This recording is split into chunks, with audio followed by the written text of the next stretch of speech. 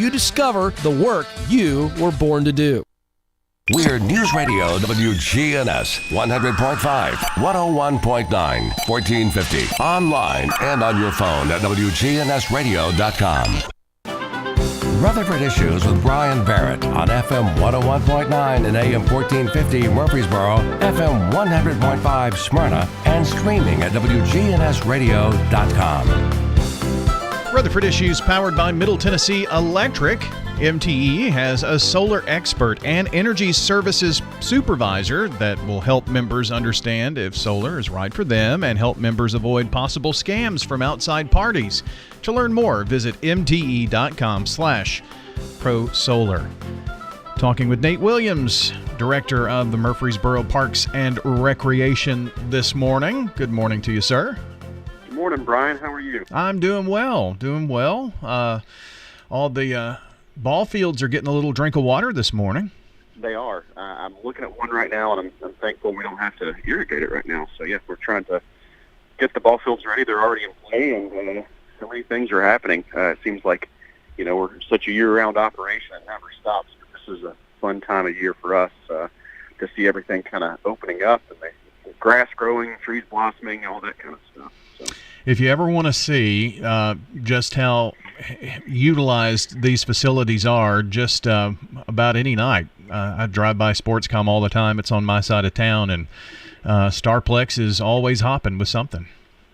Yeah, Starplex, McKnight, Barfield. If you go by Siegel, those are athletic complexes that are just from morning until evening, fully operational. We even have it's called the PCDA group. It's the Pre-Collegiate Development Academy that utilizes Siegel. So there's about 40 students who are trying to determine if they're going to go to college and play soccer or go play pro.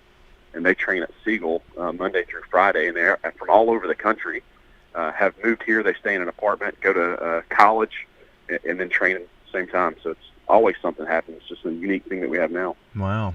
Well, I know that since the last time we had the opportunity to talk, we knew that it was getting close, but there has been a ribbon cutting for the new indoor soccer complex. Yeah, we love ribbon cuttings. We did that about a couple months ago for the new North Murfreesboro Trail, and then a couple Fridays ago out at Richard Siegel Soccer Complex. We opened up our 110,000 square foot indoor practice facility. It was a good day. It's something that's been kind of a long time coming, just because that project started and got halted during COVID, and then started up, and it's always hard on a project of that magnitude to start and stop and start and stop. So we're glad to see that open. It's bustling with people in it. As you can imagine, right now during the rain, there's a group in there training, and I encourage anybody to go out there and take a look. It's a great facility. We're going to be offering a lot of stuff out there. It's an indoor practice facility that's designed mostly for soccer, but we'll be able to host events. We'll be able to do a wide array of things, from training, personal training, fitness classes, and then some recreational opportunities as well. Yeah, I was going to ask, more than just soccer. I know that's its primary focus and purpose, but I mean, gosh, that can be utilized for a lot of things. Yeah, and people ask me, we can do concerts in there, we can do big events, that type of stuff, and I don't think, if you've seen the pictures of it, I don't think it puts it fully into scale how large it is. When you step in there, you think it's a whole soccer field, 110,000 square feet. The peak of the building sits at about 80 feet high, so it's something to behold. You know what it reminds me of, and I used to work on Mainstream Drive in Nashville at Tennessee Radio Network, and across the street is the Titans practice facility they call the Bubble. It almost kind of reminds me of that a little bit from the outside, at least. Something that big, it's basically the same thing. Their bubble, they have to take down every year and then reinflate. But it's the same principle. We evaluated that, and from a cost savings and just what we thought was best, we decided to go this route with it's called a fabric structure, but it's really cost efficient. They only cost a minimal amount per square foot compared to a standard building. Yeah. I mean, just kind of, if you wondered what it looked like, although you can drive by, at Richard Siegel Park. You'll see it. Yeah. I mean, it is pretty cool. And people ask me, Brian, they've asked me, how it performs during weather events. And that building is actually designed to withstand sustained winds of over 70 miles per hour. it's like a regular building in that the structure is sound and strong, along with the type of fabric that's draped over it. Now, is there any truth to the rumor that proper footwear is required, when playing soccer? So it's just typical cleats. That's it. Yeah. It'd be the same thing for anybody using it. You can go in there with tennis shoes. You can go in there, but if you're playing, like we have the PCDA team in there right now, they'll have cleats on as if they were playing on a natural surface outside. Now, for the photo that I saw on Facebook, you didn't necessarily have cleats on, did you? That's where you were going with that. Yeah, you sent me a picture of that. The most flattering picture I've seen in a long time. But, hey, it was well worth it. I've been waiting to kick a soccer ball in that building for 2 years. I bet.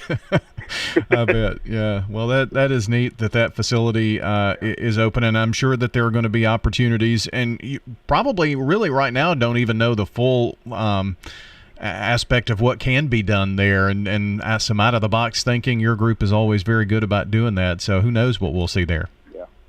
Yeah, we're excited. We're doing some planning, our athletics team, and then other elements of our department are looking at how we might utilize that to be able to provide the best experience for, Murfreesboro residents and visitors to Murfreesboro. So, Brian, we were talking about, that building a second ago and what it can do in the storm, and I just can't say enough, how hard our hearts and prayers are with people in Regal right now. Everything that's going on, that's a tough go for a lot of people. I know from the city perspective, we had our buses running to try to help volunteers and people access neighborhoods in coordination with the fire department. And whenever something happens like that, it's always a terrible situation for it to happen. But to see the community come together, it just makes me remember how lucky we are to have such a tight knit community. Oh yeah, I mean, from everything that I understand with what's going on out there, I mean, they're even getting power restored to areas that still have homes, and that was a monumental task that was going on, and just the number of people that were there. And so, this didn't happen in Murfreesboro city limits proper whatsoever, but still the resources were there and available, and that's how this community does come together. It does, and I get to see like the kind of the first hand of that sometimes, and it makes me just appreciate it more. I think, on Saturday I got a call from the city manager to see if we might be able to help out with moving people around. And I didn't have any CDL drivers who were in town, but within 30 minutes we had a bus and then a CDL firefighter that I talked to Chief McCluskey about driving out there, and we was able to help them Saturday and all day yesterday. So it's always great to see when people come together, but to be able to be a part and help other parts of this, broader community is always something we're thankful for. And of course, the devastation that it caused is something that people are going to have to recoup from, and we just hope it becomes easy for them as much as it can. But yeah. Well, I know that we've got Easter coming up, and then, with all the spring activities, there's bound to be lots of things going on. I looked at MurfreesboroParks.com, and I saw summer camps, Pioneer Days, picnic shelter reservations. Those are just a few of the big things that you might want to talk about.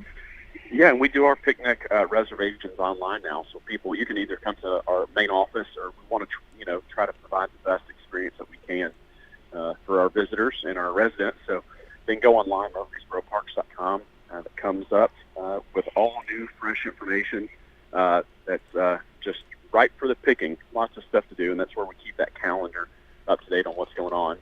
You said Pioneer Days. I think that's on April 22nd from 10 to 4 at Cannonsburg. That's a free event. You'll something that if you've never been, it's always something fun to go see. Take the family, see some crafters, listen to some music, and it's just a fun day. And, summer is going to be here before you know it. I mean, we've gotten through spring break with school kids, and now, just a couple of months, and then it's here, and then parents are going to be thinking, I need something to do with these kiddos, but you better get signed up now, right? Yeah, I mean, we do over, I think, 33 camps is what we have, and I would say the majority of them are already filled up. So there's some left, but we always have stuff to do. We always have something going on, even if it's not a camp. There's opportunities. Our staff is looking right now to see if we might be able to increase our capacity to do more camps in the future.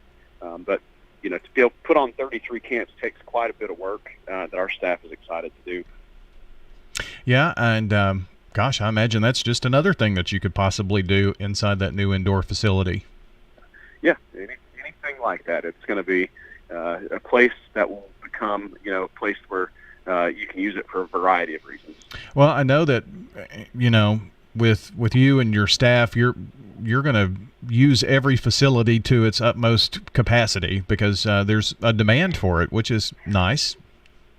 Yeah, there's a demand, but also I think one thing that's unique to Murfreesboro is, of course I take a lot of pride in the park system and the team that I get to work with all the time because I see firsthand the creativity and the desire to bring new and innovative events, programs, and facilities. But Murfreesboro is unique in that our elected officials and our city administration has really bought into the benefits of parks and recreation. So Mayor McFarland regularly says that, Murfreesboro is just a city inside one big park.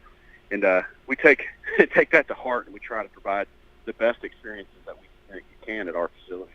Well, and it has to be feel good for you to work under that type of leadership, knowing that they understand the importance of Parks and Recreation Department and want it to succeed and want residents to have that aspect of living here in this community. Yeah, and we talk to our leadership team nonstop about that benefit that we have and the support, and we should always make sure we never take advantage of that or take that lightly. I guess also I've just popped into my mind sportscom pool. I mean, summertime. You're probably always looking for lifeguards, that kind of thing. I know we've touched on that. It may be a bit early, but it's coming up. No, actually, we're in the hiring season for so many things. We regularly are hiring at any given time 12 to 15 people or positions to fill. So we need a lot of lifeguards. We have to hire about 60 lifeguards for the summer, and then various other seasonal positions that are out throughout the park system. So I advocate for the lifeguarding. I think that's a great job. That's where I started with Murfreesboro Parks and Recreation a long, long time ago. So it's a great job. It's one of our only jobs that we hire 16-year-olds. Most everything else is 18 and up, but this is one where we'll hire high school age kids and young adults, and I've seen a lot of great things happen to people who take that job. Well, I noticed. So if any of your listeners have kids or grandkids and they want to get a job, we've got lifeguard training courses coming up and other things so they can have a good summer job. There's a place on MurfreesboroParks.com that says jobs, and when you click on it, it shows positions that are throughout the city, but that's where you'll see, what department, Parks and Rec, and you can look and see from there, I guess. Yeah, it's pretty easy to navigate. If anybody ever has any questions about specifics, our Employee Services Department has just a great system that they can, give information out, and they can always get in touch with them or call us directly. Very good. Well, Nate, I appreciate you spending some time with us today, and I'm sure we'll be talking here in the next few. Sounds good. Thanks, Brian. All right, man. Thanks. That is Nate Williams joining us, Director of Murfreesboro Parks and Recreation, and find out more online at murfreesboroparks.com.